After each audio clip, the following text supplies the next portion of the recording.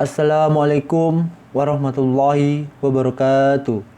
Alhamdulillah rabbil alamin. Assalatu wassalamu ala asrofil anbiya wal mursalin wa ala alihi wa ashabihi ajmain. Amma ba'd. Bapak Ibu hadirin hadirat yang dirahmati Allah Subhanahu wa taala, pada malam hari ini kita akan membahas tentang bahaya penyalahgunaan dari narkoba. Penyalahgunaan narkoba dan obat psikotropika serta zat adiktif lainnya yang biasa disingkat nafza merupakan wabah kronis, azab yang merata dan racun mematikan yang siap menerkam siapa saja, khususnya remaja. Nafza telah meluluh lantahkan potensi umat serta menebar kejahatan dan kerusakan. Sudah menjadi rahasia umum dampak negatif yang timbul serta pengaruhnya terhadap pribadi, baik dari aspek agama, sosiologis, moral, ekonomi, maupun aspek strategis. Dari aspek agama, kaidah dasar agama Islam mendorong pemeluknya selalu memperhatikan pembinaan pribadi secara khusus. Setiap pribadi remaja berpotensi menjadi sumber daya manusia yang positif terhadap masyarakat. Sebab jika individualnya baik, maka masyarakat juga akan menjadi baik. Allah Subhanahu wa taala berfirman dalam Quran surah Hud ayat 112. Maka tetaplah kamu pada jalan yang benar sebagaimana diperintahkan kepadamu dan juga orang yang telah taubat beserta kamu, dan janganlah kamu melampaui batas. Sesungguhnya Dia Maha melihat apa yang kamu kerjakan. Indikasi baiknya sebuah pribadi muslim adalah ketaatannya terhadap perintah Allah dan Rasul-Nya serta ketaatan dalam menjauhi segala larangannya.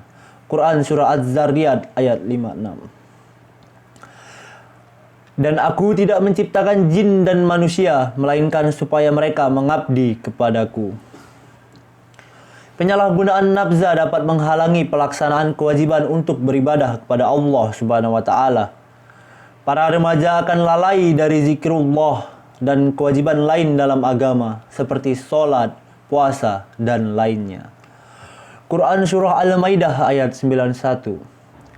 Sesungguhnya syaitan itu bermaksud hendak menimbulkan permusuhan dan kebencian di antara kamu lantaran meminum khamar dan berjudi itu, dan menghalangi kamu dari mengingat Allah dan sembahyang.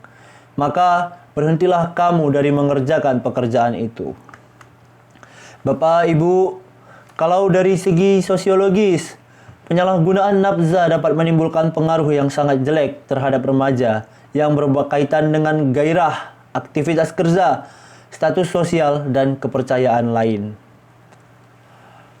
Remaja yang sebelumnya terbiasa kreatif dan menjadi kepercayaan orang lain secara cepat berubah perilakunya.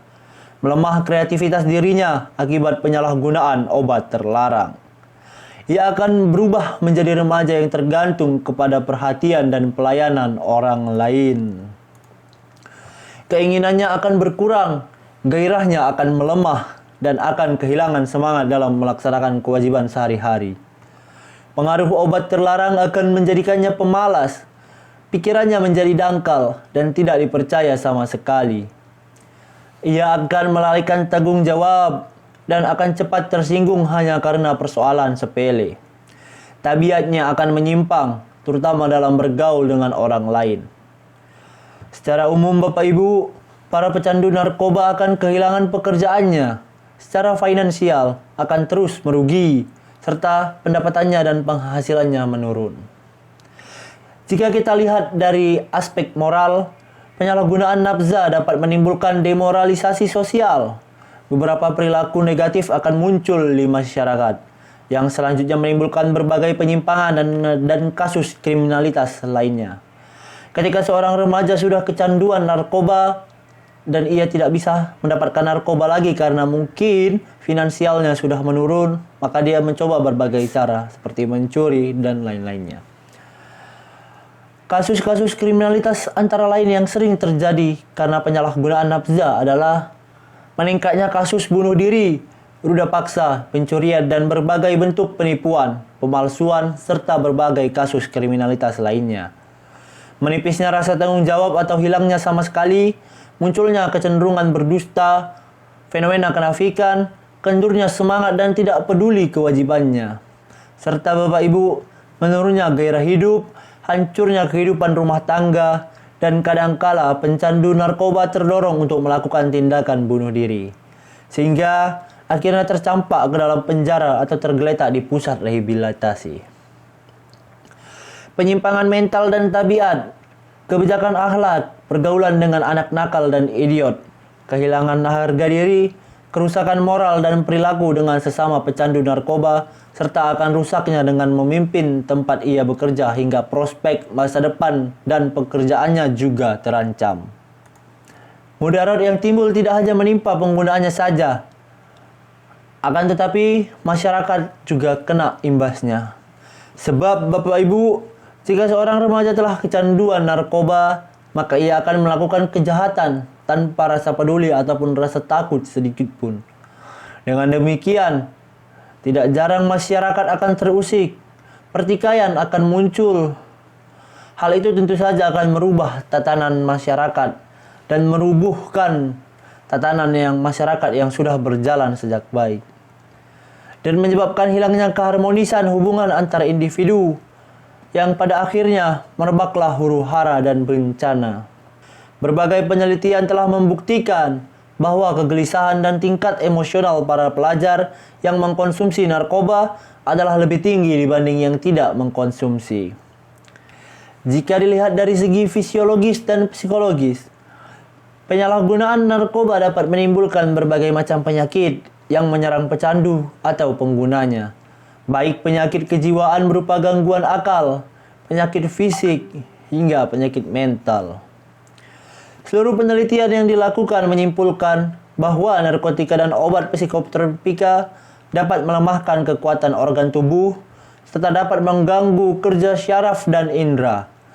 Efek yang ditimbulkan berbeda-beda sesuai dengan jenis narkotika, dosis yang digunakan, dan cara penggunaannya.